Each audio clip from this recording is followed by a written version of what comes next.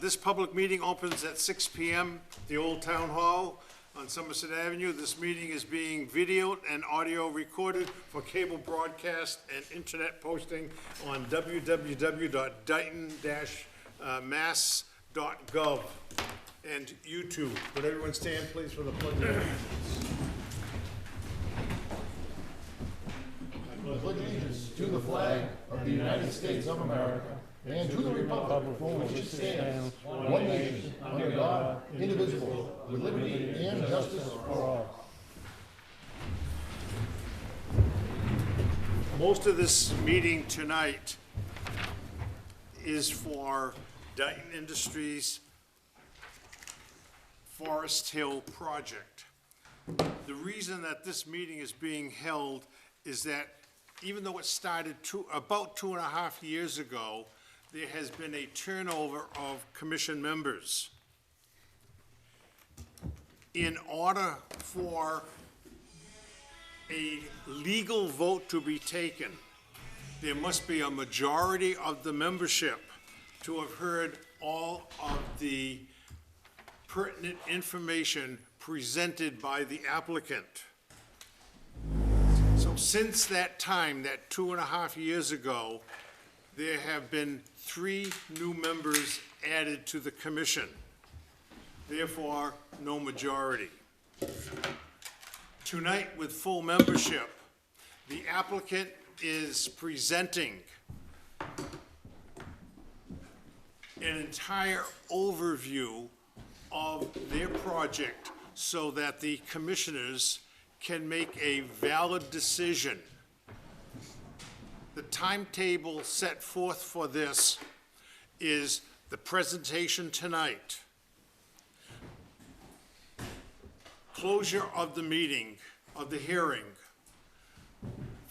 February 29th is our next general meeting, and at that time, a vote would be taken as to the order of conditions. And then by March 7th, for the applicant to receive the order of conditions. Joshua, you are in agreement with that? We have your signed waiver saying that you would give us more than the 21 days for the closing of the hearing? Those dates sound accurate, and yep, we signed a 21-day waiver. So, okay, so that is the timetable that we are working with. Tonight, we will hear your presentation. Then the commissioners will have the peer review report that they will be reading. You all have the peer review report that they have, and they can review it with your presentation. And on the 29th, so we close the hearing today. Then on the 29th, we will take a vote to the order of conditions, and then by the 7th, you will receive an order of conditions. That sounds good. Okay. You are on. Okay. So, good evening, commission members. Appreciate all the effort we're putting into this and the time you've taken. I apologize in advance. My intention is for us to collectively give a full-throated presentation. At various points during the process, I'll look to you to see if you want me to delve any deeper into certain items. I went back and reviewed the video from December 19th, 2023. All 5 of you were here. That was a fairly extensive presentation on certain comments within Beta's November 8th, 2023 comment letter. So I will refer to those, but rather than take everyone's time this evening, I won't re-present on those specific issues as in-depth as I did unless you'd like me to. But we'll incorporate by reference the prior presentation, which should be part of the record as a result of these 5 members having attended that meeting. But that being said, as I proceed through the letter, when I get to it eventually, I'm happy to take the lead of the commissioners as a whole or from the chair as to any specific items you'd like us to address in greater detail, based on the information already on the record and not new information. So this evening, joined by Jason Youngquist from Outback Engineering, Ed Brennan from Brennan Recupero, and Brian Madden from LEC Environmental. If the commission members have any questions, all of whom have been here before and all of whom I believe you are familiar with. So as the chairman said, the public hearing closed on the 19th. It was reopened this evening due to a quorum issue, which we're here tonight to address. It's a procedural issue. I think we worked collectively and collaboratively to achieve that. As I said, tonight we'll provide a summary of the project and the peer review comments to date. We are incorporating by reference the existing record in its entirety, including all prior submissions, communications, correspondence, meeting presentations, documents, filings, records, information, and data. Incorporation of the aforementioned will include amendments, exhibits, documents incorporated by reference, including but not limited to plans, records, reports, documents, and related information and data. Again, we'll try to incorporate the general picture this evening. So a little bit of just background on this, which I believe. Oh yeah, yeah, no problem. Well, let me just. I don't know. Okay, yeah, no problem. Can you hear with that right there? Can you attach it to your shirt? Sure. Oh, that's fine. Yeah, totally. How's that? Is that better? That's better. Okay. I'm sorry. No. I have a cochlear implant. No, it's my uncle. You can hear better than my uncle, so. Okay. Procedural history at a fairly high level. This project that you see before you is the byproduct of a settlement agreement and a court order that led to this design. We currently have an ORAD from this commission issued on June 26, 2019, which has been extended through October 1st, 2026. The Taunton Conservation Commission has issued an order of conditions. It was issued on December 5th, 2023 with respect to the portion of the project located within Taunton. Beta's November 8th, 2023 comment letter summarizes some of the back and forth, but for sake of redundancy, I'm going to walk through it again quickly right now. So beginning on May 5th, 2021, the notice of intent was submitted for this project by DI Trust. On May 3rd, 2022, we received the first round of comments from Beta Engineering. On January 9th, 2023, Outback Engineering and LEC provided a comprehensive, and DI Trust provided a comprehensive response letter to not just this commission, but a number of other commissions, groups, and boards that had provided comments from the approximately 5 review engineers that had been reviewing the project. That responded to Beta's comments and the other comments provided by the other boards and peer review engineers. March 8th, 2023, we received the second round of comments from Beta. On August 6th, 2023, Outback and LEC provided a response letter. On November 8th, 2023, we received the third round of comments from Beta. And on December 5th, 2023, Outback and LEC provided a response letter to Beta Group's November 8th, 2023 comments. That November 8th, 2023 third round of comments letter, as well as Outback Engineering's December 5th, 2023 letter, by and large incorporate all comments as a result of how it was formatted, which I'll walk through as part of my presentation. And those will be the 2 documents that I primarily reference as part of my presentation this evening. The current posture of the plan set and the drainage report is as follows. The plan set, the Forest Hills Estates Definitive Conservation Subdivision Plan Set dated December 21st, 2020, with a revision date of 12/1/23, stamped 12/6/23. The drainage report, Forest Hills Estates, a definitive subdivision in Dayton, Massachusetts, dated December 21st, 2020, revised November 11th, 2022, with a drainage report addendum issued dated December 23rd, 2023, and a drainage report addendum number 2 issued dated December 1st, 2023. So before I jump into the comment review and response, I'll give Outback Engineering the opportunity to just give a broad overview of the project for purposes of educating this commission to the extent it doesn't already have. It has all the information already, but we'll, pursuant to our prior conversations, we'll have them give another presentation. Thank you, Josh. Oh, sorry. Put that on.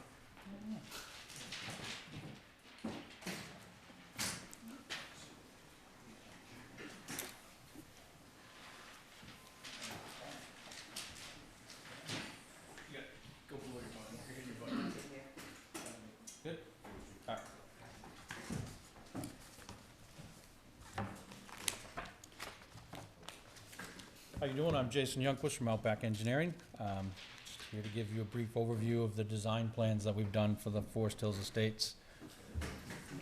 So this is 155 acres off of Forest Street. It is a wooded parcel with a ridge that runs from north to south, right through the middle of the property. And the topography pitches from, let me see if I can get this to work here. One problem is I can't see that far. Topography pitches, a ridge runs right through here. Topography pitches to the west and to the east towards the wetlands. I can't see that. Exit out. We don't want to update right now. No. I cannot. All right, I got it. I should have brought my glasses.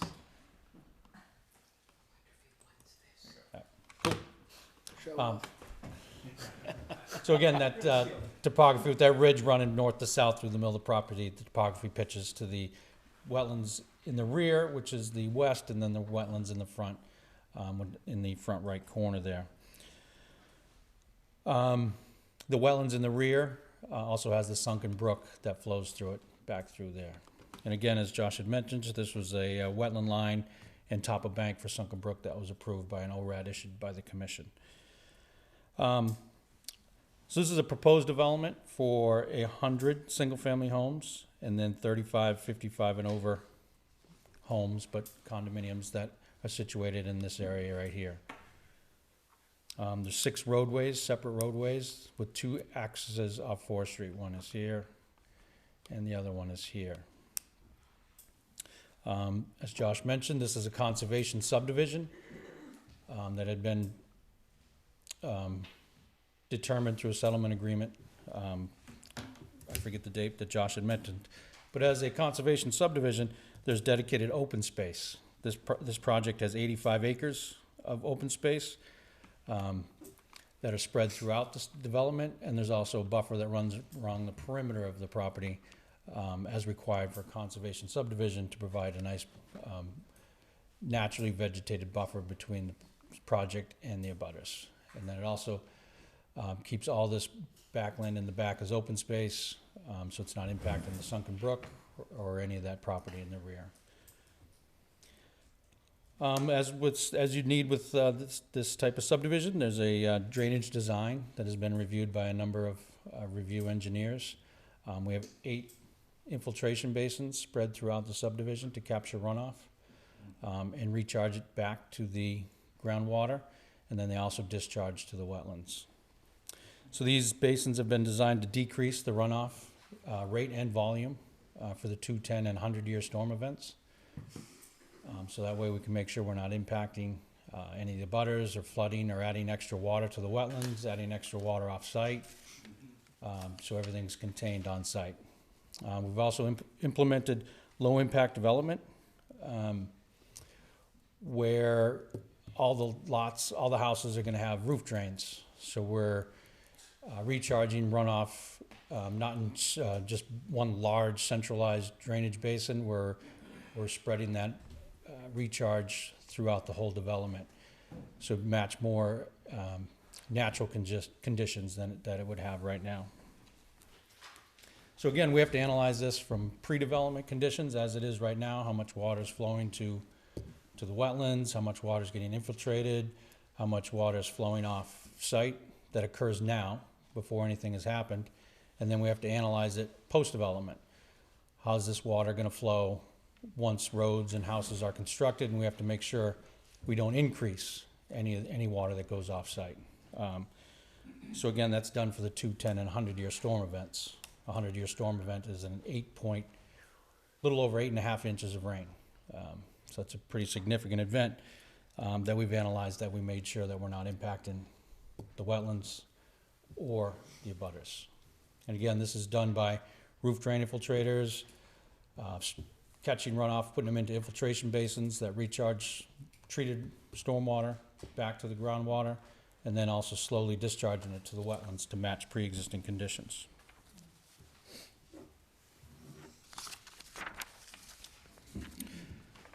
Now, this project does have sensitive areas. Obviously, you got the wetlands that we've mentioned. There's also a vernal pool right in the middle, right here. and then the sunken brook in the back. These are sensitive areas that we've done our drainage design to protect. All the whole drainage design is done in conformance with DEP stormwater management requirements. Again, reviewed by Conservation Commission's review engineer, Planning Board's review engineer, and other boards and commissions' review engineers. The whole project maintains a 25-foot no-touch buffer to the wetlands that Conservation Commission requires. And also from the vernal pool, the edge of water in the vernal pool, that extends out under Dayton regulations 100 feet, and then a 25-foot no-touch on that. So from the edge of the water of the vernal pool, there's 125 feet of nothing getting touched, and that's all the way around. So that gives you a provided upland area that's protected along with the actual water of the vernal pool. And again, there's also a vernal pool down here in the Taunton part of the project in the wetlands. So that one is protected just by the wetlands that surround it. As we discussed before, because there's the sensitive areas, this project is required to treat 2 times the volume of water that would come off the impervious areas. So that's a 1-inch water over the entire impervious of the project has to be treated and treated through our development drain, whether it's deep sump catch basins, sediment forebays, water quality tanks, before it even gets to the infiltration basin. So this project is, above and beyond what a normal subdivision required because it has the sensitive areas. Also, we've provided sedimentation and erosion control plans for the whole subdivision to ensure that during construction, there's no impact. There's different phases of construction to ensure there's no impact to the wetland areas or anything that would flow off-site is all protected through erosion control plans. Extensive design on that. So that way each phase of development would protect the wetlands instead of just trying to treat it as a whole. Make sure each phase, if it's constructed well before another phase, that it would protect the wetlands and the abutters that it's designed to. So you get protection during construction, and then post-construction when everything's functioning as it's originally designed, obviously you'd have that working the way it's supposed to. This project is proposed to be tie into the city sewer that's on Forest Street, and that would be before the sewer commission. I think that's about it for a main overview of the project and what's going on there. I don't know if Brian or Josh wanted to add anything on to that, or? I'll probably cover a decent amount going through the letter as well. Okay, I'll leave it up to you.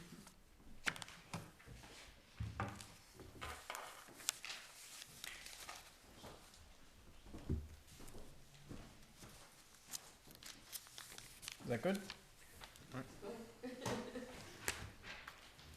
So, as Jason mentioned, talking about where we find ourselves today, this project has undergone review by 5 different peer engineering groups. We've had Green International on behalf of the Planning Board, Beta Group on behalf of this commission, GHD on behalf of the Sewer Commission, Amory Engineering on behalf of the North Dayton Fire District, and then the Stormwater Committee had the health agent who's an engineer review and provide comments as well. So as a result of those comments, various revisions have been made to the project as you see it before you. That has led to the iteration and back and forth comments, some of which were cumulatively incorporated within certain correspondence, such as, for example, the January 9th, 2023 letter you received that incorporates responses to a number of boards and commissions. But for purposes of what's before this commission and the issues that are in the comments that are before this commission, the November 8th, 2023 correspondence from Beta, which for purposes of the public, I'll explain what it is so when I'm reading it, it makes a little bit of sense. In each instance in which Beta provided comments, which was 3 times, they listed their comment, our response, their follow-up comment, our response, and then their follow-up comment, and then ultimately our response.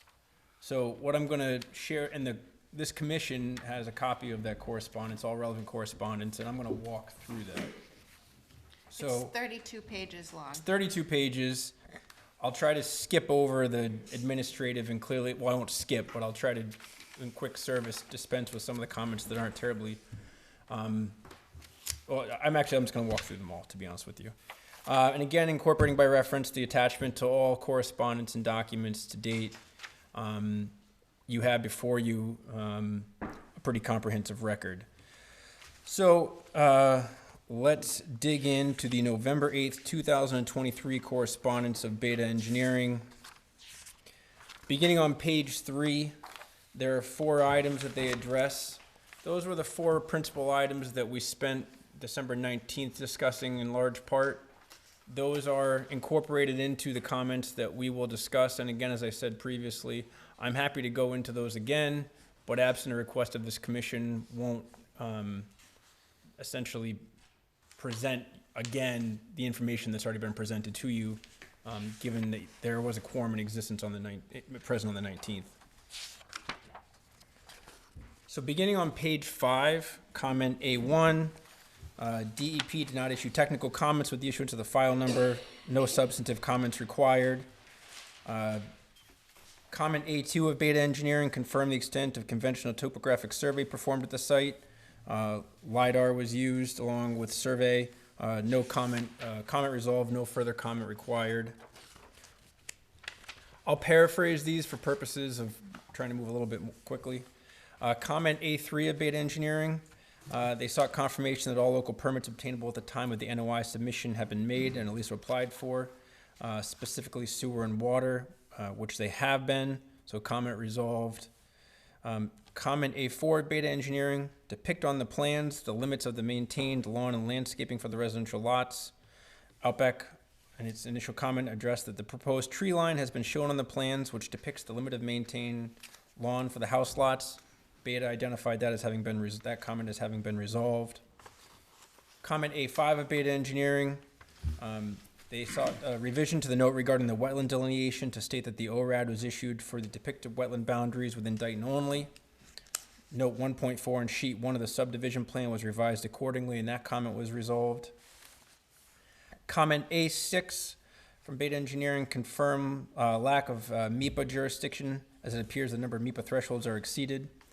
As identified in our December 5th, 2023 letter, a MIPA filing will be submitted once all plan changes are complete. Comment A7 of Beta. Beta recommends that the applicant undertake new abutter notification.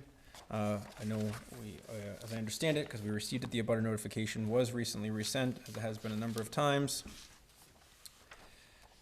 Moving on to page 8 of the correspondence.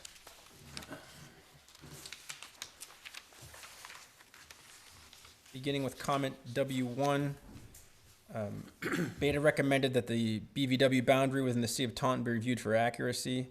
That wetland line delineation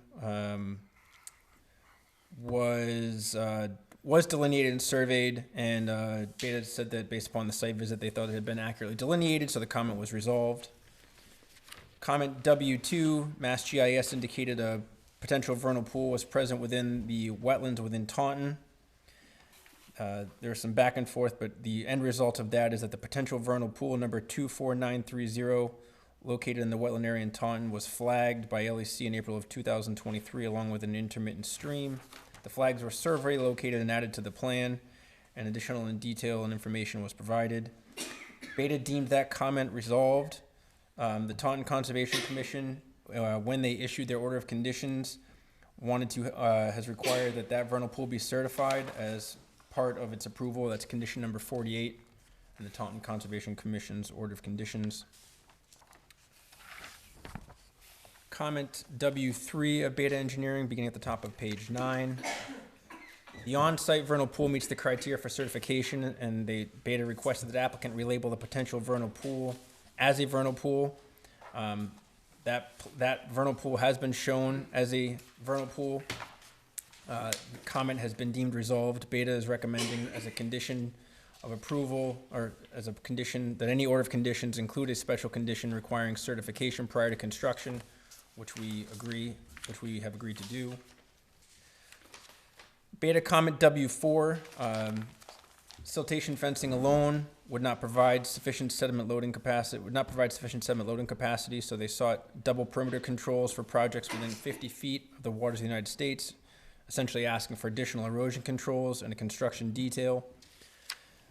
Outback provided additional erosion control barriers in the form of a silt sock. Where additional controls are needed, a silt fence and silt sock are provided, and details were added to the plan. Beta identified that comment as having been resolved. Comment W5 of Beta Engineering. They requested that the phasing plan clarify that clearing in addition to earthwork be limited by phase, that the applicant should clarify how phasing would be approached. Applicant indicated the phasing will be managed in accordance with the materials submitted to the Dayton Planning Board. And additional phasing notes have been added to the phasing plan for stabilization measures to be achieved in each phase in accordance with the NIPD's Commercial General CGP, and that notification will be provided to the Conservation Commission on stabilization, and Beta deemed that comment resolved.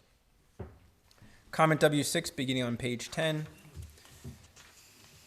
The Beta sought a means of assuring that mature trees and significant habitat features along the limits of the open space areas are not adversely impacted by construction, including erosion control installation. Outback identified that erosion control fencing has been added to the open space areas, and that the conservation agent can review the demarcated boundaries of the open space along roadways to advise minor adjustments to the demarcation to protect mature trees if possible, and Beta deemed that comment resolved. Comment W7 of Beta Engineering. Beta recommended that a qualified wetland scientist or biologist prepare a construction period protection plan for vernal pool species. A portion of the, obviously the vernal pool discussion was extensive on the 19th.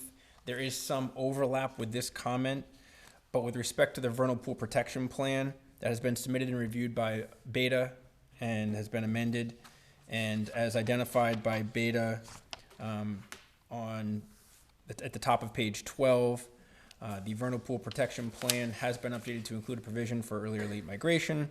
The plan includes a provision for the wildlife biologist to train contractors or vernal pool species, identification and procedures for best management practices if one is encountered during construction. The updated plan doesn't provide provisions for critical terrestrial habitat. However, clearing will be avoided during vernal pool seasons to the maximum extent practicable in compliance with USACE's revised guidance. Comment resolved. Comment W8 of Beta Engineering. The question was, the recommendation was an indication of how construction will be phased to avoid compaction of areas proposed for infiltration basins. Outback Engineering identified that the infiltration basin swale notes shown in the basin details, compaction and construction of the basin floors, per the notes on the infiltration basin and swale notes shown with the basin details, compaction and construction of the basin floors is not permitted, and that the location of the erosion control barriers at the drainage basin floor has been revised to encompass the entire basin bottom for all infiltration basins. Beta deemed that comment resolved. Comment W9, this was one of the comments that we discussed on December 19th. Beta was seeking a draft invasive species control plan for contractor reference during construction. We have agreed to provide a copy of the invasive species control plan and the name and qualifications of the environmental specialist prior to construction. Not only was that presented on the 19th, but that was also set forth in Outback Engineering's December 5th, 2023 correspondence to this commission. Also, the Taunton Conservation Commission, in its special condition number 28, agreed to accept species control plan prior to construction. Comment W10 of Beta Engineering, beginning on page 13, seeking a landscaping plan for the project and a notification or a recommendation that all proposed plantings within the Conservation Commission jurisdiction should consist of native species. Outback and the applicant identified that an extensive design work was done with the planning board, utilizing a landscape architect recommended by the planning board, and that as a conservation subdivision, the open space and related features are detailed on and in the existing materials. Outback did identify further in its December 5th, 2023 correspondence that that applicant agrees that the plantings within the Conservation Commission's jurisdiction should consist of native species. Comment W11, provide a method for permanent stabilization of temporarily disturbed areas. A note was added to the erosion control plans for stabilization. There was some additional commentary by Beta regarding sediment and erosion control notes.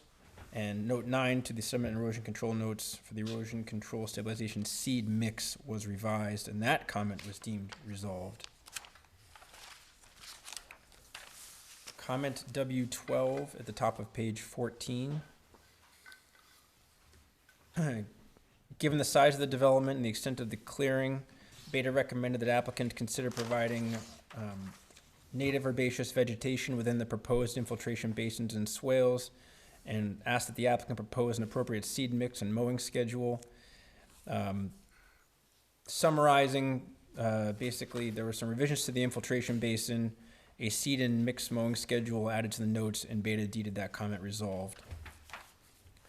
Comment W13, Beta sought disclosure of a long-term use of the open space areas. Those open space areas are designated to remain unimproved, and all wetland resource areas and associated buffer zones within the open space areas, including open space 1, 3, and 7, will remain undisturbed.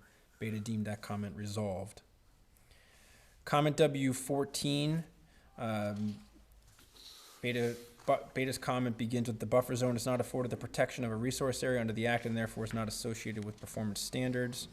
The applicant, following paragraph begins with the applicant should provide documentation or necessary project revisions to demonstrate that work within the buffer zone will protect the interests of the adjacent BVW. There was quite a bit of back and forth on this between LEC and Beta that's set forth in this writing. OEI comment number 2 on page 15 indicates that the results of the vernal pool assessment are set forth in LEC's supplemental response, but that the project complies with the vernal pool setbacks and performance standards. The limit of clearing within the buffer zone can be monumented, and additional signage can be installed to clearly identify and identify the revegetation areas. This subject was also discussed on the 19th as part of our presentation, and Beta deemed this comment as set forth at the bottom of page 15 resolved.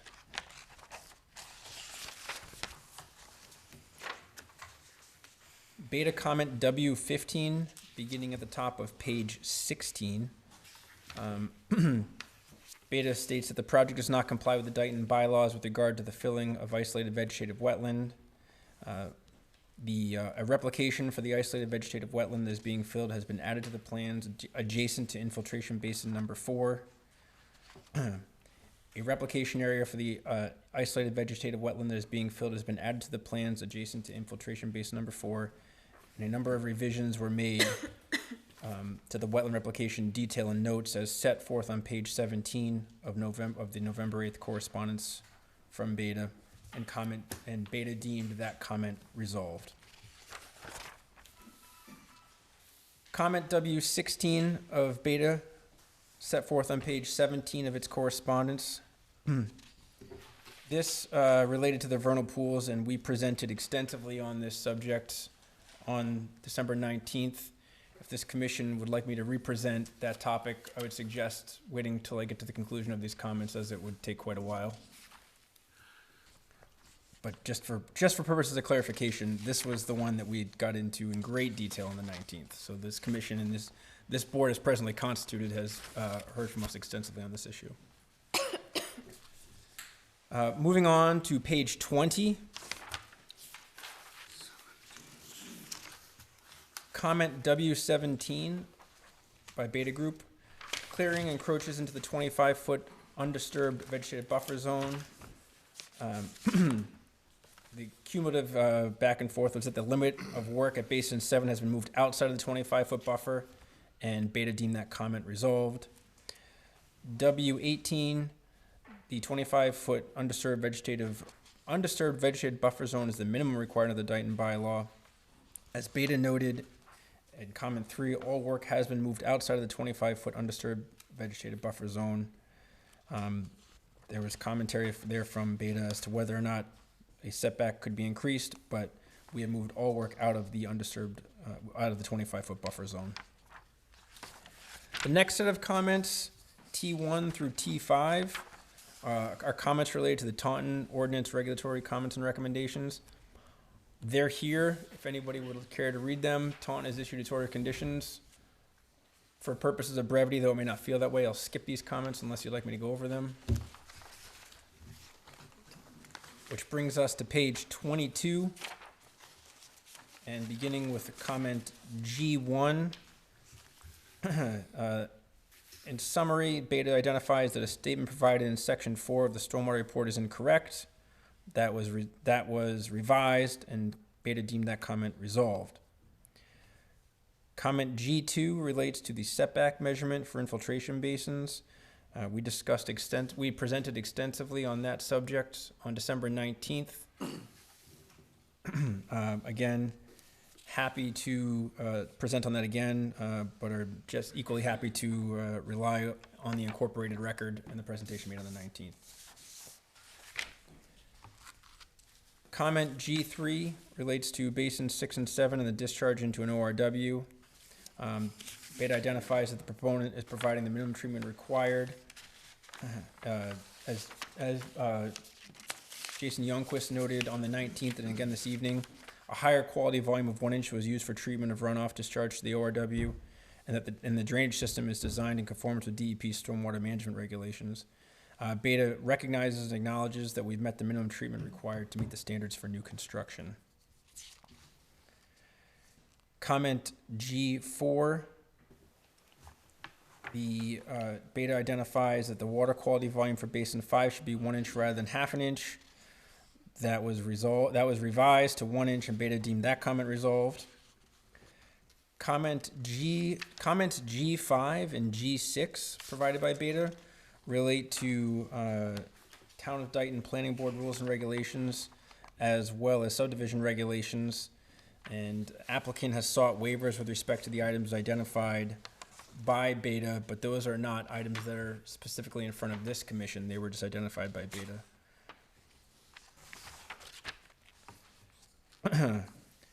Moving on to comment G7 of Beta on page 24. Beta identifies the design of the basin is not in compliance with volume 2, chapter 2 of the handbook. OEI notes that the drain valves have been added to infiltration basins with details shown in the outlet control structure as a grate top that will act as an emergency overflow. Beta had some follow-up commentary that resulted in Outback Engineering identifying that the underlying drain for the infiltration basins to be located in the outlet control structures. The underlying drain for the infiltration is to be located in the outlet control structures as noted in the detail, and Beta deemed that comment resolved. Comment G8 of Beta Engineering related to the static storage volume. The Outback responded the storage volumes of the catch basins and sediment forebase have been removed from the water quality volume calculations, and Beta deemed that comment resolved. A lot of these comments that we're walking through right now are pure engineering comments, but just for the benefit of the exercise, I'll just walk through them. Comment G9 at the top of page 25. Beta identified the roof runoff from units along the outside of roadway D, lots 69 through 91, is not being directed to an infiltration basin. Outback responded the roof runoff is now being directed to individual roof drain systems. There was some back and forth between Beta and Outback on this particular issue. The engineering was resolved and addressed as part of Outback Engineering's December 5th, 2023 correspondence and revised plan sets, and the additional note that was provided by applicant is that modifications to the plan should only material modifications to the plan should require presentation to the commission, with the roof runoff issue having been addressed. Comment G10, the roof runoff from the rear of the proposed dwellings on lots 67 and 68 are being allowed to flow overland into the basin. Once this flow contacts the ground, it loses its exemption. The roof runoff is now being directed to individual roof drains per revisions of Outback Engineering, and that comment, I believe, Beta deemed resolved. Yes, sorry, comment resolved. Comment G11 at the top of page 26. related to Beta's observation that assumed driveway areas of 600 square feet noted in the proposed conditions is unrealistically low. There was on this some back and forth on the engineering components.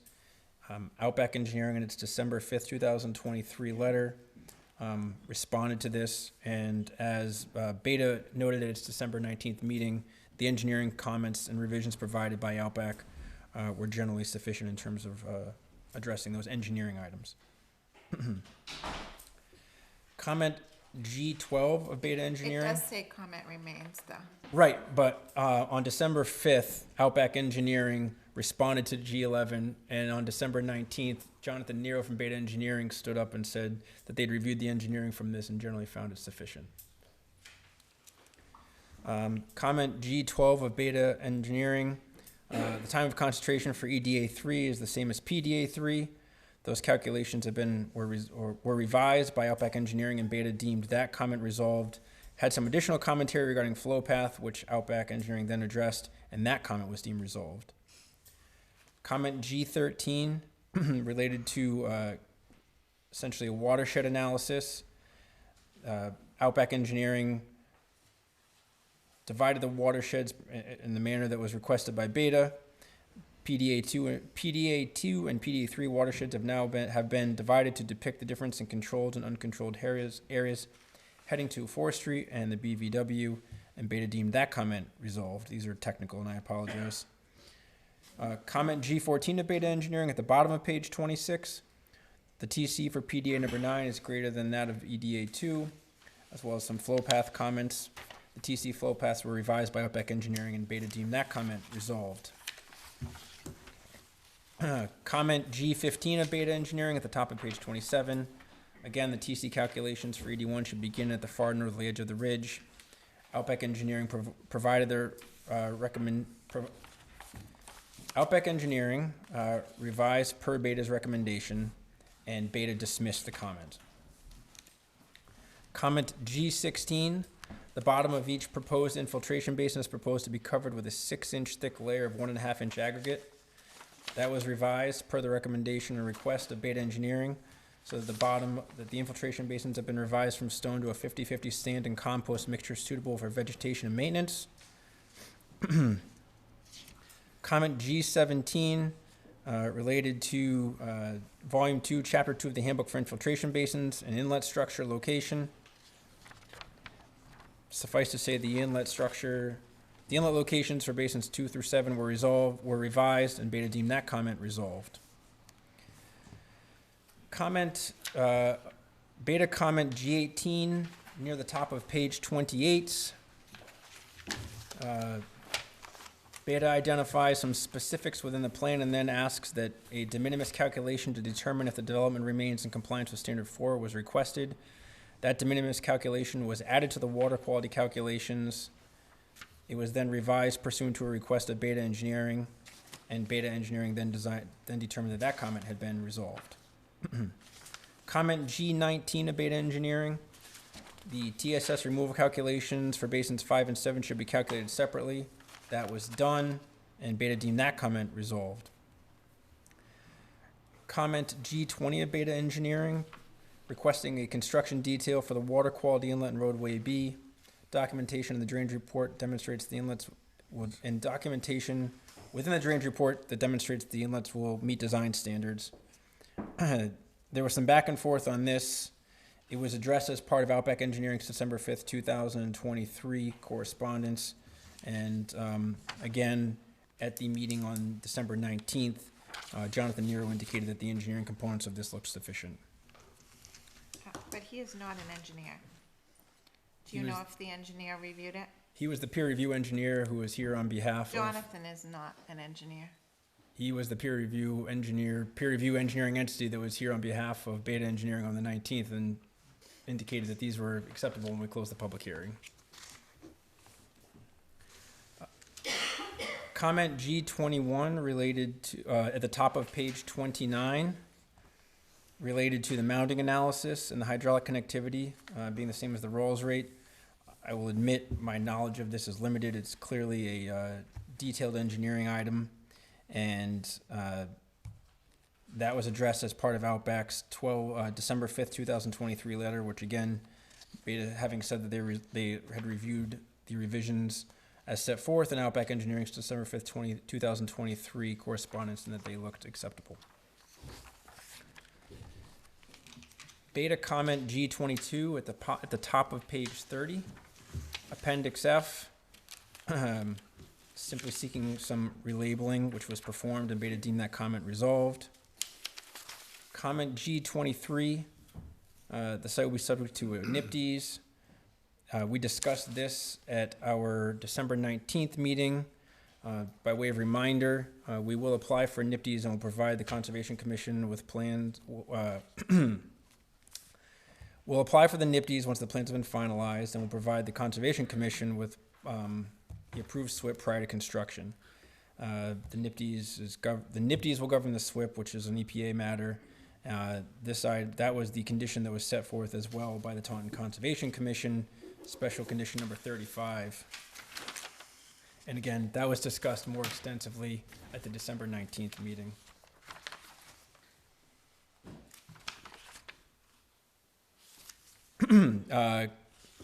Beta comment G24 in the middle of page 30. Beta offered the following comments relative to the operation and maintenance plan.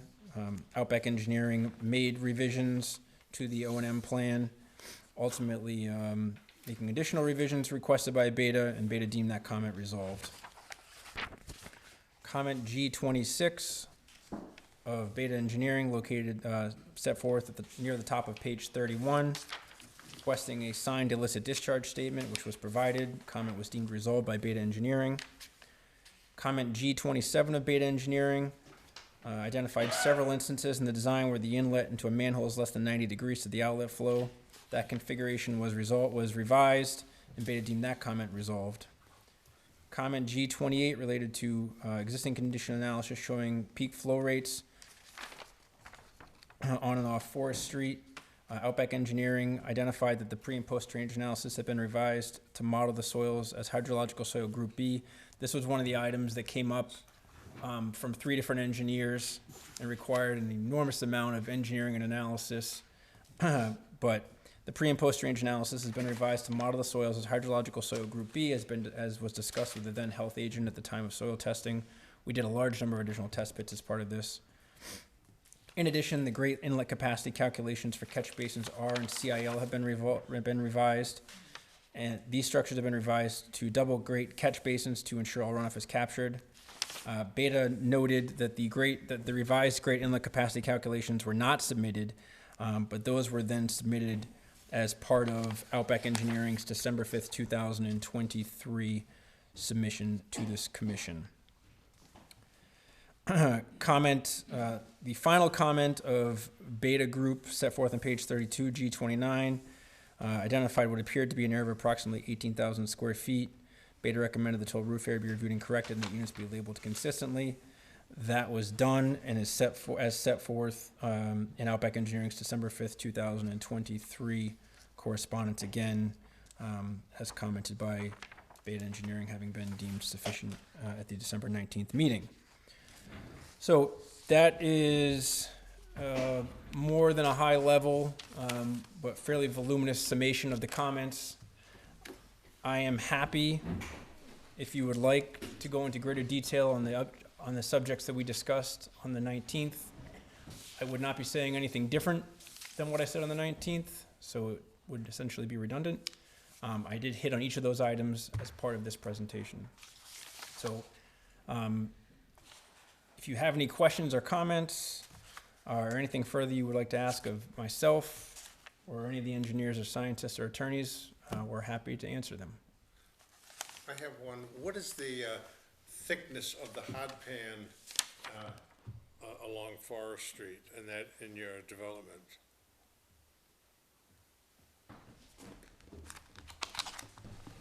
In the soils?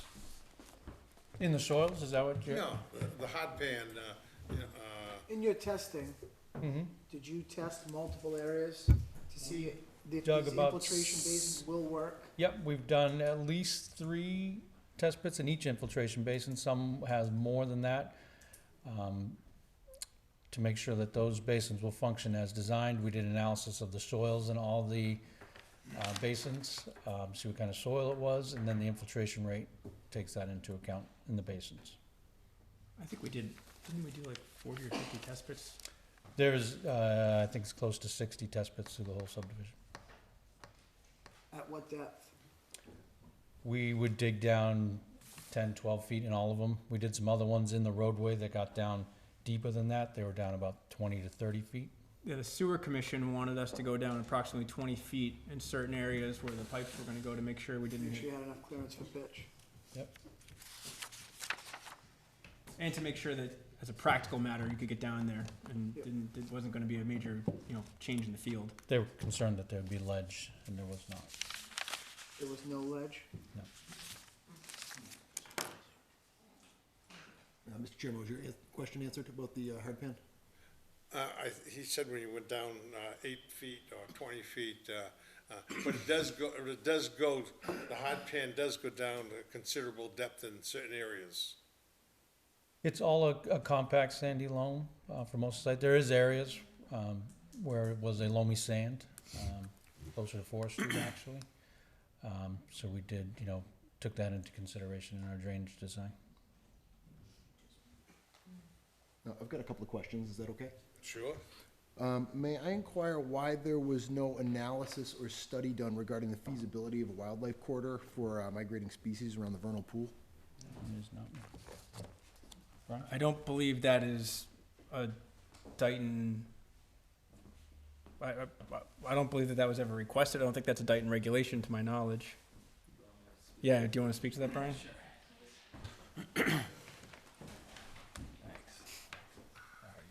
I'll just hold it. Good question. So I think and we're talking about that central vernal pool. Yes. Okay. So the performance standards that you're looking at when evaluating impacts to the vernal pool and associated interests. So under the bylaw, project cannot adversely affect or have cumulative adverse effects on the vernal pool, so the depression holding standing water, and then the 100-foot buffer zone that's defined as a resource area. So in that capacity, what are the interests associated with the vernal pool? The vernal pool provides breeding habitat for spotted salamanders and wood frogs. Those are obligate vernal pool species. The 100-foot buffer zone is an upland area where those salamanders and wood frogs overwinter during the course of the year. So the evaluation of impacts within the outer 200-foot buffer zone between the 100-foot and the 200-foot is an analysis of, is any of that work proposed going to adversely affect the vernal pool depression or the 100-foot circle being able to provide those habitat functions? And the bylaw protects wildlife habitat. It does not protect wildlife per se. So that's an important distinction. So we did take an analysis of the impacts and the proposed layout within that 200-foot buffer zone. We did make some modification to increase the protected areas around that. Cumulatively, there's 77% of the habitat within that 200-foot buffer being protected. We are also protecting a little bit areas beyond that 200-foot. Cumulatively, that totals 2.91 acres surrounding that vernal pool. So there wasn't an alternatives analysis performed to maximize the protection of the habitat around the vernal pool. But not the migration corridor for the species themselves? That would extend beyond the jurisdiction of the bylaw and the ordinance of what's allowed, given the proximity to the other resource areas on the property. Thank you. Thank you. One of my other questions was regarding the distance that we are measuring the stormwater basin from the ORW. If I recall correctly, I believe that we are essentially measuring from the edge of the basin floor in this plan, is that right? No, the 50-foot setback is from the limit of the water in the basin. So it's not the basin floor, it's where that max elevation would be during a 100-year storm event. And that's a 50-foot setback from the bordering vegetated wetlands. But not from the toe of the outside slope, though, is it? That is not something we've done in the past, no. That is concerning to me, just given the close proximity to an ORW, that if I recall correctly, Attorney Glass stated at our December meeting that the DEP Stormwater Handbook was a bit opaque on exactly where to measure from. Is that fair? Actually, what I had said was that what was observed to have been a requirement of DEM is not in fact a requirement of DEM, that the email from DEM acknowledged that it's not in their regulations. And the custom and standard is not to measure from that location. That's not what is typically done. Because the outside toe slope has no impact. You could build a wall to meet that requirement. It doesn't have an impact. Joshua, did you mean DEP?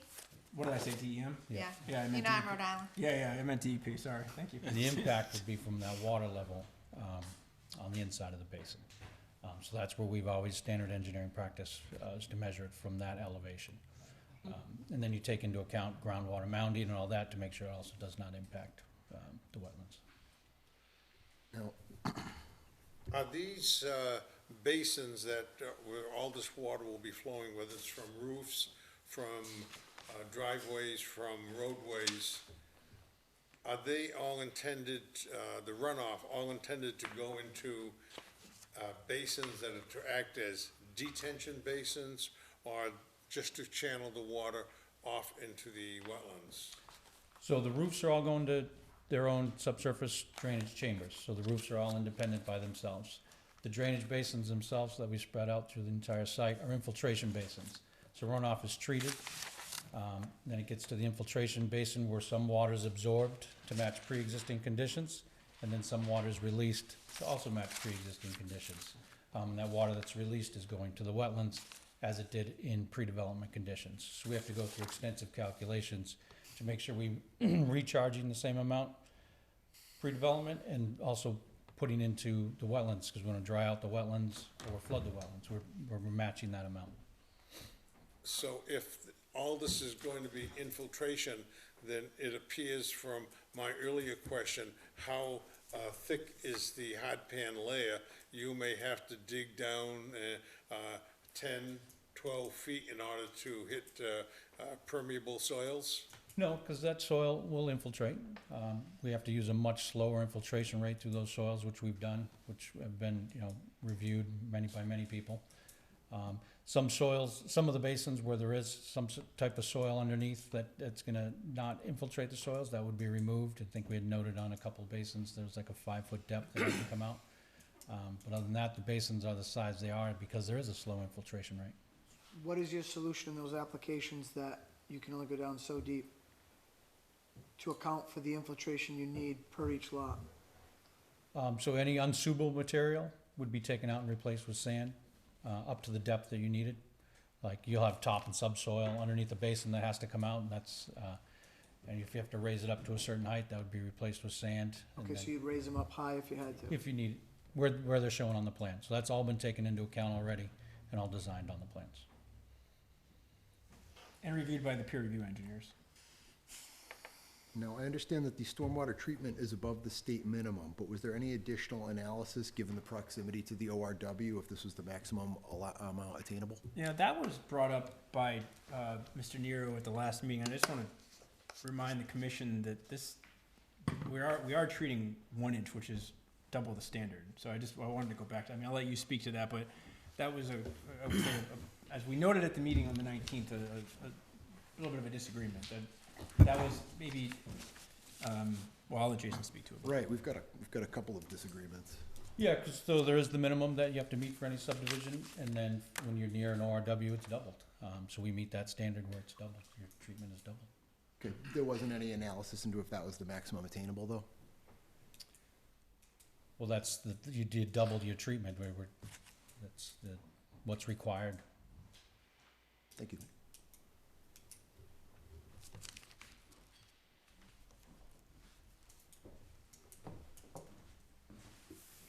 questions from the commissioners? There was one I took notes on, I just wanna see if it was one of the ones that we had resolved. For my own edification, could we please revisit, comment G21? Where the design of basin number 1 does not conform to the requirements of volume 2, chapter 2 of the handbook, as noted on page 90. Design of the basin floor to as close to a 0% slope as possible. In no case shall the longitudinal slope exceed 1%. In this case, the longitudinal slope is 4%. In addition, TP 107 indicates groundwater at elevation 98.5, which is only 1.5 feet below the bottom of the basin at elevation 100. The design of this basin should be modified to conform to the requirements of the standards. Was that addressed in the December comments? So that basin was rotated, it's situated over those test pits with the groundwater elevation that's noted on the plans, and it's moved away from the one, so it's moved pretty much downslope. So Okay, it's situated. thank you. I thought that might have been addressed already. I just wanted to clarify based on the rereading. And just to be clear, that was addressed as part of the submissions as well as the December 5th letter. We didn't talk about that substantively on the 19th. We did incorporate it by reference by virtue of referring to the letter, but that's addressed in the December 5th letter and the actual drainage addendum that was submitted in the revised plan set. Thank you.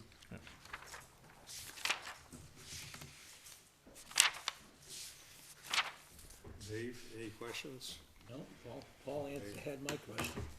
Yeah, those were the three issues that I had questions on, was regarding the maximum attainable stormwater treatment, the measurement of the pool of the basin from the ORW, which respectfully, I don't concur on where we're measuring from, and the migration corridor for the vernal pool. Those were my three issues. We've discussed all three. Thank you.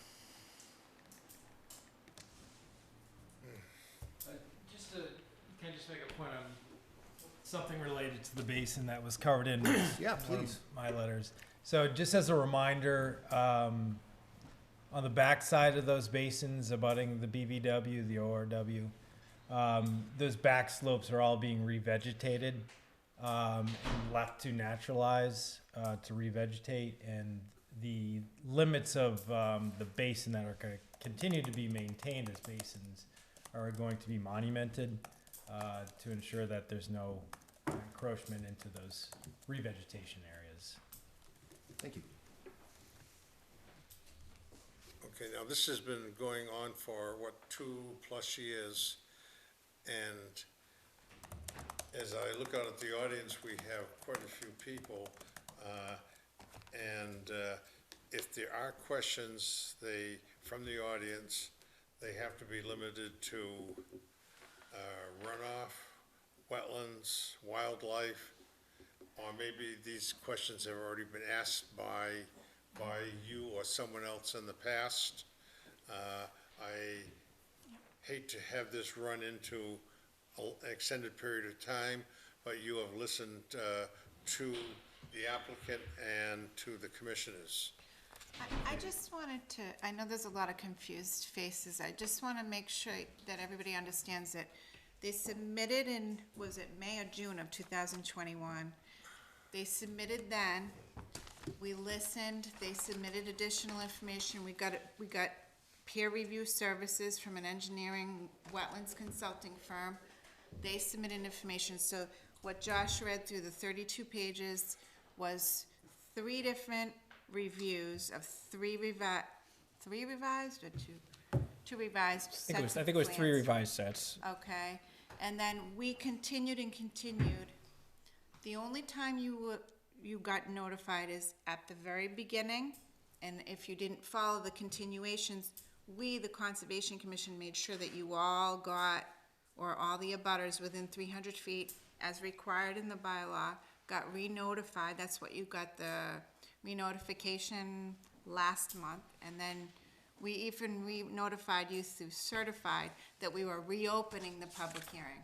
So this really isn't just new information, this is information that we've been reviewing all along. I know someone did have the question, why is this, we thought this was gone, but this was done with the planning board, it's in court now with the planning board, but as far as the Conservation Commission, that's why you're hearing it again. And Is that- again, it's because of new members that were not here 2.5 years ago. Right. That we had to Under- have this update to make their votes on the 29th legal. For open meeting law quorum issues, yeah. Okay, Yeah, to avoid a default. It's a procedural matter. procedural matter, I see one hand going up.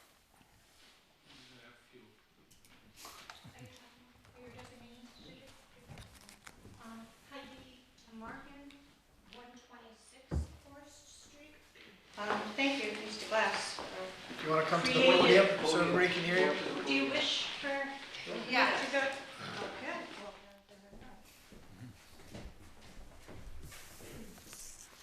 As I was saying, I'm Heidi Brock Tamarkin, 126 Forest Street. And I was in the midst of thanking Mr. Glass for his creative editing on behalf of the Beta report, Beta Group, who Mr. Glass insisted not be present for a future meeting, as he was fearing any new information being given during that time. I think we've already heard some new information. I understand he'll be following up with just a redo of a prior meeting in a moment. But I believe, and I have read this Beta report in its 34-page glory, that Mr. Glass has conveniently left out, not some, but all of the comments by Beta that state DI Trust 2's non-compliance to various issues and to their statements of the potential negative impacts to the environment. That was distressing. That's just a statement. I do have a question, and the question was, perhaps I heard this wrong, but in regards to stormwater runoff, did I understand correctly when he said changes that might be made would be made post-development? Do I take that to mean that this He thing did goes say up that. and then afterwards we? He did say that there would be, that was one of his comments. That was gonna analyze it before construction and after construction. And that is for us to take into consideration as we vote. Very perceptive.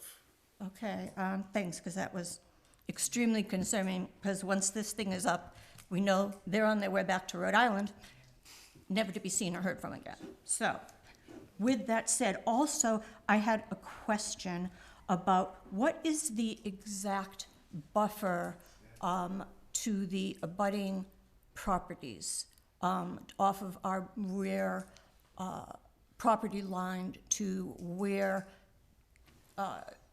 That's a planning board question. it is. I'm sorry, it just was brought up, so I thought that perhaps that could be answered. That's it. That's my statement, and that question that was concerning about the post-development changes. Okay, Thank you. Thank you. yes. If I could just clarify the pre versus post, so we analyze pre-construction as it is now, and we analyze post-construction based on the plans. Not after the construction, we go out and make sure everything's working. We analyze what it's gonna be based on the plans and the design and how much impervious area there is, where the grading is sending all the water.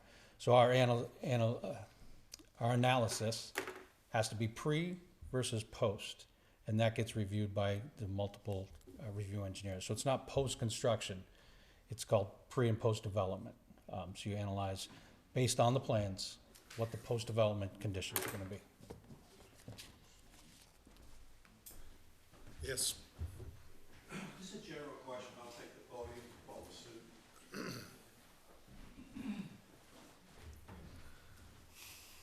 Dave Marvel, 102 Forest Street, North Dayton. Probably been here for about 34, 35 years. When I first got here, it was a quaint little town, a lot of forests. Last few years, things have changed, solar panels and farmlands now, and a lot of changes, the town's getting bigger. While we live up on Forest Street, we have a water pressure problem. It's been ongoing. I'd like to know where they're gonna get their water from, and I brought this up before. If we ever had a fire on Forest Street, and there was a fire up in the new project, I heard in the past they could not take, because of the water pressure being so low, they couldn't cover 2 fires at once. And if they can answer that, I appreciate it. All right, I know this isn't really a conservation issue as such, but would you like to address it, your water supply? I mean, And again. I'm not gonna get into it in detail here, but we're Yeah. working with the North Dayton Fire District to address this issue. Say that again, I'm sorry. We are working with the North Dayton Fire District to address this issue. Okay. Okay. All right, if there is no one else, then I would like to hear a motion to, Does anybody else have anything? I don't see any hands. Okay, Just so the public is aware, this is the final public meeting, if I recall correctly, is the final public hearing. Looking at And- the plans, it looks like everything is stripped, the houses are so close. Are they just gonna strip all the trees out from this construction? Is there gonna be any greenery left for birds or deer? The plan does address open space, so I don't know if you'd like to just speak to some of the open space. The quick answer is that it's a conservation subdivision. It actually dedicates approximately 83 acres of open space. A large portion is to the west of Sunken Brook, but there are open space components throughout the project as well. Yeah, but everybody has to wander through the neighborhoods to get to them. okay. All right, thank you. Somebody over there? Oh, all right, Can you state your name for the record for the person doing the minutes? I live on 138 Forest Street. So you said they had to do a pre and a post on a stormwater. Have they been out there recently to look at the stormwater that's on Forest Street now? I mean, and it's an issue. The second question is probably conservation, is how big are these lots? How big are these lots, may I ask? They're small because it's a conservation subdivision. Yeah, that's a planning board matter, but I believe they're all at least 10,000 square feet. So if I was. how many square feet? The lots, I believe, is that correct, 10,000? What would be the regulation for a lot, and why can we build, or you can build a smaller lot than an individual if he was to purchase a piece of property on Forest Street? It's a planning board, part of Is the that a planning, board question? I'm yes. sorry. Planning board. I don't know. No, no. Cause I know it's a conservation subdivision, so that's why I had asked the question. No, regulated by the planning Thank board. you That's for, a planning board situation or a Yes. conservation commission? Planning- Because the people in town, they wanna build a house on a piece of property, they have to buy 3,500 square feet, is it, or whatever, I don't know the dimensions. I also want to clarify, Why can they get away with such a small development? That you have to ask the planning board on that. That is their bylaw. and I actually said the minimum was 10,000, it's actually 7,500. It's actually 7,500, What's the regular one, 35,000? 35. 3,500? 35,000. 35,000. Yeah. Okay. yeah, and just to be clear for everyone, we are only, the commission is only able to commit My a, question about the runoff, have they been out there to check it, or have you people proposed anything to look at it? has there been any observation of the, Please no background because the person doing the minutes Saturation or- can't hear.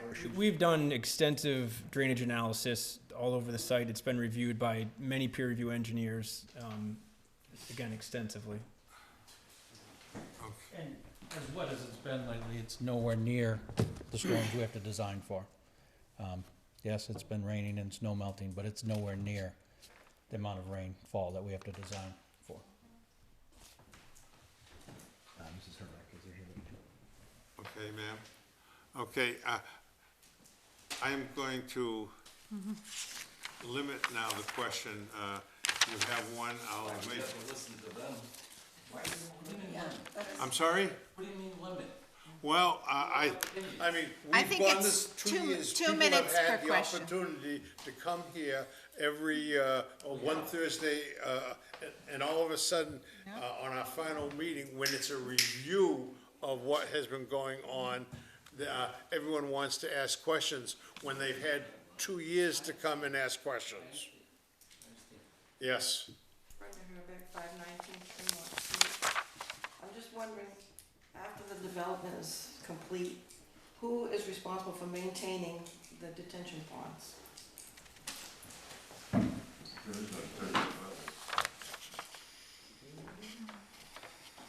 Is that actually a planning board matter? But, yeah, that's before the planning board. I believe that the detention basins are maintained by the town, with the exception of the basin located in Taunton. That will be maintained by the homeowners association of the most likely 55 plus, but again, that's a planning board matter. I just have a question. Tim Dooley, 444 Forest Street. When you just talked about the ledge, how far down did you go? Because we were told by Greg Olson from the water department that they couldn't bring septic down all the way to Tremont Street from Forest because it's all ledge. That part of Forest Street, not with, I'm down the end, 444, but that's what we were told, that it's all ledge. So I don't know how far you went down to test for the water runoff or whatever it's called for the ledge. We went down 20 feet in some holes and 22 feet in others. All the way down the end of Forest Street? We weren't digging on Forest Street, we were digging in development. Okay.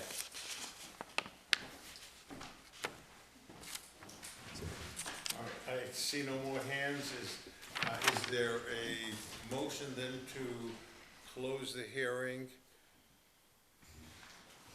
Does closing the hearing need to be requested by the applicant, Lisa?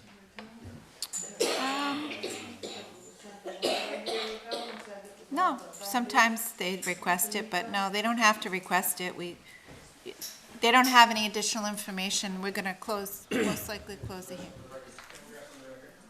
Okay, Thank you. is there a motion to close the hearing? I'd like to propose. Motion to close the public hearing on DI Trust 2. 2. Second. All in favor? Aye. Aye. Okay, so now, there will be no more public input at our next meeting. That is scheduled for February 29th. It's a Thursday night at 7 PM.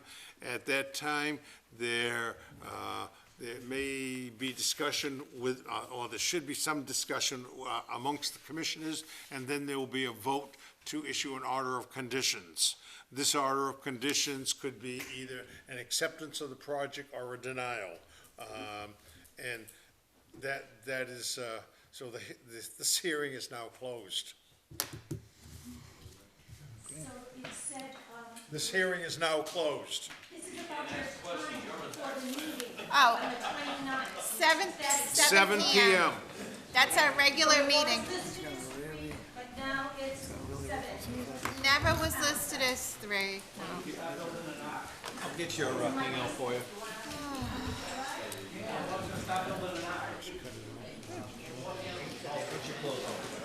Okay, the commission has further business to deal with that's unrelated to Forest Hill. Would you please exit the building if you are, or you may stay. But I would just like silence so that we can continue with our business. Good job, Jason. At least I got you to smile anyway. Oh, I'm gonna use the ladies' room while I have the opportunity. All I know is if I'm not out of here by 8:30, I'm not gonna get to the I want. It's gonna be a Okay. front. Okay, No. no, it's on. No.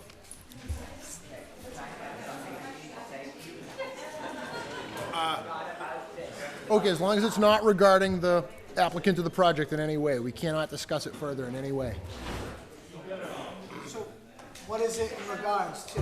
Pardon me? What is it in regards to? What my concern is that Is it per that project?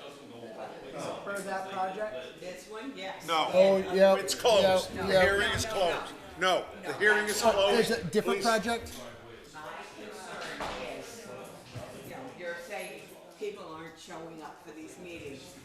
I don't think, I at least have not received any information from you people. Every meeting, it is told at this meeting when the next meeting is, when it's continued. If you do not come to the meeting, you do not get the information. Are you saying someone didn't hand you a piece of paper? Are you saying that someone didn't physically hand you a piece of paper? Okay, ma'am, Yes, but not, the only reason I knew this meeting was happening tonight is that there was a meeting on Monday night and it came up. So just so you know, a really handy way to know when there are meetings. No, it's okay. Just so you know, when you go into town hall, and I know I see you over there sometimes. So when you go over there, when you first open that front door, you know how you're in the little vestibule? In that little vestibule, there's all kinds of folding. They're like little wall segments. They're like little doors that hang on the wall. Yeah. Each department that has public meetings has a board where they'll post their public meetings. And by the law, they have to post them at least 48 hours in advance. Yep, so whenever you're in there, I always just like to peruse it just to see what's going on. I was in there Monday, and that's why I knew there was a question that was showing up on Facebook. we sent out notices to everyone. All the abutters we sent out notices to. Yeah. And my feeling is, there's been an awful lot of work that has gone into this, and I appreciate that. However, I'm not sure, well, Jack, I've known Jack for. Okay. Oh, I'm sorry. Okay. We are still in an open meeting. We are too. still in an open meeting. Okay, thank you. Okay. we Wonderful are talking to going you as always. Ma'am. Okay. Finally, okay, next on the agenda is a notice of intent from Kim Smith at 20, They're not here. what? They're not here. 251 Main. Well, then, okay, well, it's on the agenda, I'm just gonna read it off. A notice of intent from Kim Smith, 251 Main Street, for a septic upgrade with new septic tank, leach field, and associated grading. A portion of the project falls within jurisdictional wetlands. Okay, the applicant is not here. Now, this has already been opened? Yeah, it's been opened and, we were waiting on the signature page. It was presented at the last meeting. If you guys want, I mean, we could move forward on, it's, you know, we want the septic to be replaced, so. Have you visited the site? I did a site visit, what? Have you got the paperwork, the signature? I got the signature, I was able to do a site visit, I have permission to enter the property, and that's really what we were waiting for, but usually you have a representative. Let us give the go-ahead then for the project, if it's a septic upgrade, is this something that has to be done? Yep, Where they have it put, that is okay where it's in all those. we can look at it, I mean, Yeah, they're I would just- like to look at it again. Well, wasn't there a question going on the side of the house and then in the back? Yeah, but they put But it the- right in all those. Have you had a, It's all in a flood zone. Yeah. It's definitely a flood zone back there. I know what that's like. yeah, Okay. It's the same. but to me, there was one dry spot of the yard, and then from where I saw it consumes the whole. Okay, all right, we were showed this last time. Okay, all right. I will have to abstain from any vote because I wasn't here for this meeting. Okay, all right, so this was, It's going where there's existing driveway, right? Yeah, and the wetlands, where those plants come in like this, almost to half. All Well, those this is plants. the edge of pavement. Oh, so it's way up in the yard. Yeah. I know, I asked about putting it over here, but it was too close, it was too close to the neighbor's property. There has to be an offset from the neighbor's property. And so this is the only, Place they can put it. Right, I'm pretty familiar with this property. I yeah, drive by yeah. it daily. So, okay, Do we have any order of conditions for the outside working perimeter? Well, we'll issue orders, yeah. Okay, that's not this, We can close the hearing in 21 days to issue, and you guys will sign and review before I issue. So Okay. if there's anything, yeah, definitely need to do something while working on that, because they're gonna have to bring a lot of material in to make this work. we always put erosion controls around the limit. So does he not have erosion controls on the limit? Where are the erosion controls? I didn't see. any- Erosion barrier, Okay, right he's here, got it he right does, now. Okay. all the way to the shed. I saw that without even wearing my Okay. glasses. Is- I'm actually gonna recuse myself fully from this since I didn't we can attend the sit there, initial. you're just not gonna vote. Well, it's legal to be off the table. Okay, is there a motion to issue an order, to close the hearing and issue an order of conditions? Make a motion, we, issue an order of conditions, and close the hearing for 251 Main Street, septic repair. Second. All in favor? Aye. Okay, Okay, that's good. Nope. One more item. okay, the budget. All right, this year, there is a zero budget, however, Let's wait for him to come out. oh, okay. That's right, yeah, Paul will have some interesting, Tidbits. Someone's gonna stop bringing candy to this thing. Shindig. You brought candy the last time, you brought those cookies. Yeah, now it's coming out.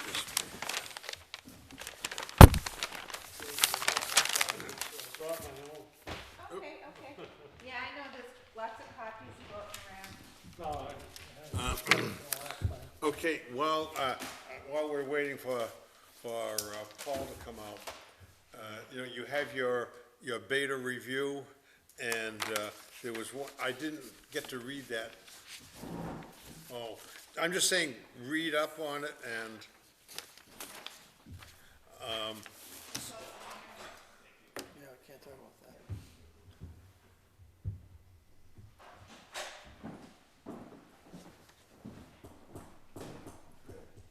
Yeah, we're just waiting for Paul so we can get back to the budget. Gonna spend a lot of money. Trip to Mexico? The front cable, someone can say. Yeah. Boy, nobody coming after me. Yeah, you guys gotta watch what you're saying. All right. Oh, those are jokes. Publicly, those are jokes. If you can't laugh, what can you do, right? Sure, we'll all be crying. okay, on item 3 is the budget. The town administrator has said that it's going to be a zero budget. However, union people have contracts whereby they will be given a 2.5%. What Lisa and I and Paul, eventually, I talked to Paul about this too. We have and also to the secretary, to the selectmen, added 2.5%, the same amount, onto the salaries of both agent and clerical. Now, Lisa, you said $21.50 an hour? Paul said $21.54. 54? I believe that is. I believe that's I believe that position, even though it's non-union, I believe it's paid is the same as the grade. I think. Okay. Oh, yeah, that's what I have, 2154. Oh, That's what's on there. $21.54, okay. Almost like I do the payroll. So, okay, I did that. Good job. I wrote it down wrong. Okay, so, what we want to do is combine secretary and clerical worker. Right now, Maureen is taking from those two areas, and there is no need to have a double entry stipend. So if we combine the two and. Line items. On the line, on a line item, and at 21.54 times, 2.5% times 8 hours a week times, 52, that would give us the line item. It gives me $9,184.66. I would probably just round it up and call it $9,200. Okay. You got that right, okay, and for, agent, right now, it is 54,343.56 times, 2.5% comes up to, I'm sorry, could I have that one more time? 54,343.56. Gives us $55,702.15. 55, go ahead, 702. 782, 702 Yep, Oh, and two. 15 cents. and 15 cents. Forget that. okay. Now, Lisa, Yes. for benefits union boot allowance, Paul recommended that we called it field apparel. That might require the approval of either the Board of Selectmen and or the town accountant, but that, I do. Yeah. My opinion is that the reason you have a boot allowance is because the nature of your work requires you to perform job-related functions that require you to have certain apparel. I don't think that that should be constrained so narrowly as to be just boots. I think that there are other things that could make lots of sense, such as gloves, hat, Chaps. galoshes, chaps, yeah, exactly, all, And bug spray. Yep. Right, Couple so- cans of bug spray too. Yep. And like I said, I have something that I can, You don't have to donate. I mean, we should be able to well, buy it. I haven't used it in a long time, so Yeah. I'm not out in the woods like I used to be. Okay. Okay, and What I did you would say recommend to be that called? I would Hi? Field apparel, Okay. right? field Isn't that what you said? apparel. Field apparel and supplies. And, Bug spray, and sunscreen. I think we can put that up to 500 and see what happens from 300. Yeah, we have a requirement under zero-based budgeting to demonstrate that that amount is necessary, but I do think we could very easily do that just by showing, We just can easily do it with, a pair of boots alone could be $300, and then you add in gloves, you add in a hat, you add in, yeah. So, Water bottle, who knows? right, things You you, know? right, things that your job functions are gonna require you to have. And, I think that opening up that line item a little bit and allowing it to be a little more versatile will make a lot of sense. okay, Lisa, this, you or Maureen will type this up? Yeah. We'll change the wording, we'll combine the two clerical worker and secretary in one, as a one-line item. Yep. And change, uniform to, boot. Well, it already says uniform, so it's, Yeah. we just put field apparel. I like that, what Paul said, and that way, it can, whether you use, special pants for briars. I know, I don't go out there through the briars anymore because you know what happens to me. So, and then to put 500 because that is, Yep. quite More reasonable. reflective of inflation, too. Yeah, Yep. okay. Okay, and then, the other thing was the professional and technical. Are you guys good with what we did last year, 2,500? I think everything from last year to this year. Where are we in expenses at this, out of that item at this point? this year? Remaining, Okay. Remaining. 2,500, we got 18 left. 1,800. Yeah, but honestly, Okay, can you say it? Yeah, I'm just looking at what you got. we've got bills, we've got 3 invoices in from Gay and Gay. So, one of them's for Strawberry Fields, one of them's for discussion about Forest Hills. Then we still have, Beta Decision that I know the applicant's not gonna pay for. Then, what was the other, there was a third one. Oh, the fining of County Street. we have to go to court, or Matt has to go to court for that.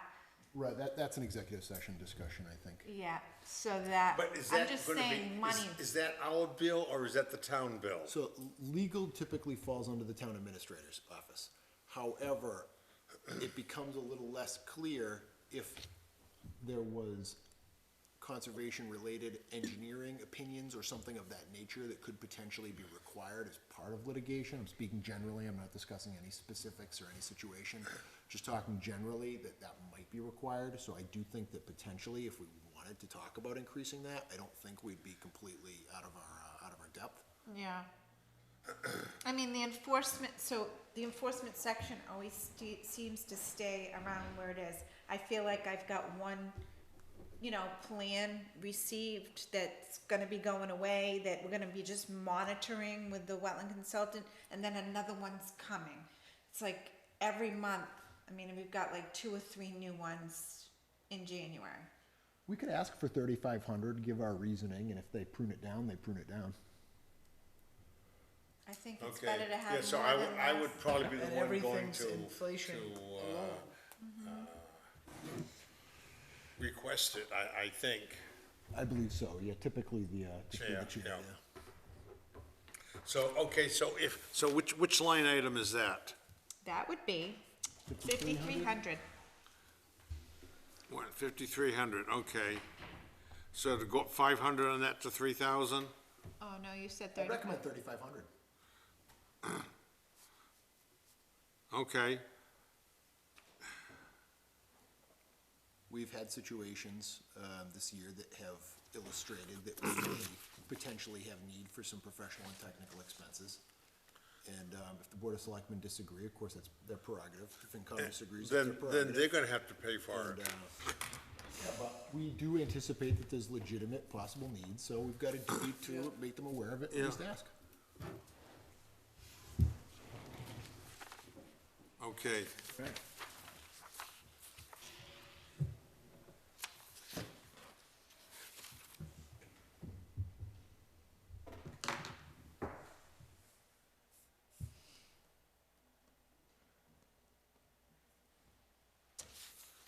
Okay, you have all that, Lisa? I think so. So that's 4 changes, and one being a line item change combining 2, and then the name change for 5158. So what number would we put over here if we're gonna combine these 2? That would be up to the town accountant, as those codes are tied into our internal accounting software. Okay. So that is how she keeps track of each individual line item, so Okay. that would be a matter of Okay. deferring to the town accountant. Okay. Other supplies, so we've used, let's see, the budget for FY '24 was 1,000. We've expended 559.52, but we know we're gonna have a big mailing from tonight. We're probably gonna wipe that out. You guys wanna keep it at 1,000? What mailing do we have going out? That certified one we did for Forest Hills, we still gotta pay for it. Okay, I thought that was paid for when it was mailed. No, we use the Pitney Bowes machine, so we're gonna get billed for it. Yeah, Who bills us? Another department? yeah. So essentially, I do. I maintain the Pitney Bowes machine, that's under, all right. under the collector department. So essentially, what I do is, I will, actually probably tomorrow, because it's the end of the month, I'm going to run a report for all of the postage activity that's taken place, because every department which uses the machine has a code Yeah. that allows them to use it. That's how we track usage in little sub-accounts. And then I will present that report to the town accountant, and then she will adjust postage budgets accordingly. Okay, and so then you would draw it from our account? No, it's not withdrawn. It would just be transferred from, Oh, it would. no, so essentially what happens is the funds to use that postage machine are advanced on a line of credit out of my department. Oh. So I pay for everybody's mail who uses the postage nice. machine. And that, well, it's not that nice because periodically throughout the year, I run usage reports and then present them to the accountant who internally adjusts them to replenish that line that I'm using to fill up the machine and then bills the people who actually You use don't it. charge 24% like the credit card companies, do you? No, Okay, don't give me any ideas though. okay. All right, well, All right. so I mean, you We're all guys set wanna then- keep We're all it, set for the, we'll keep it at 1,000? That seems to be okay because we've had some extraordinary mailings already this Yeah. year and we're really only halfway through the budget and we're a little more than Dues and subscriptions, I mean, I honestly think, maybe, I know we have some interest from like new members to do some trainings and stuff. absolutely. So it would be good to use a little bit more. We haven't used very much of it. We have like 1,200 left or whatever, 1,100 something. I honestly feel like that's probably sufficient as it is, and we should just take advantage of it better. I was looking at MACC, and a lot of their classes and events seem to be $100 or less. And so that would give each commissioner, that's assuming if everybody. Yeah, I wanted did, to. last year I did 4 classes and it came up to like $260. Yes, there you go. So, He paid it out of pocket, Yeah, I though. did. You should get reimbursed, and I've been telling you I that. know that, but it's been a year ago. Submit it. okay. Are we all set? Yeah. I'll let request a motion to adjourn. Motion to adjourn. second. All in favor? Aye. Okay, our next meeting is February 29th. February 29th.